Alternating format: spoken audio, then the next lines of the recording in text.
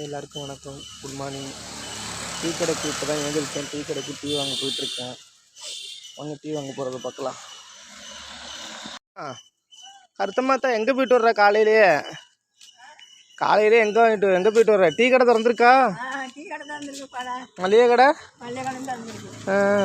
காலையிலே எத்தனை மணிக்கு எழுந்திரிச்ச? இங்கே பதில் சொல்லிட்டு பண்ணி பாட்டில் ஓடிக்கிட்டே இருக்கிற. 6 மணிக்கு எழுந்திரிச்சியா? மழை பெய்யும். நைட்டு ஃபுல்லாக சரியான மழை போல இருக்கு. டீ கடை திறந்துருக்குல்ல? டீ வாங்க போகிறேன்.